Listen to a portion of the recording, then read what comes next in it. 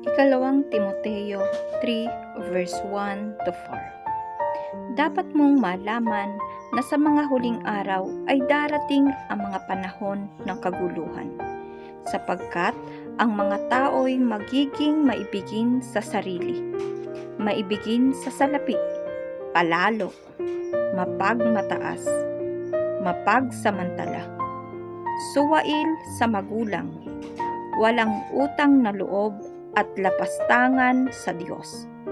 Sila'y magiging walang pagmamahal sa kapwa, walang habag, mapanirang puri, walang pagpipigil sa sarili, marahas, at walang pagpapahalaga sa mabuti.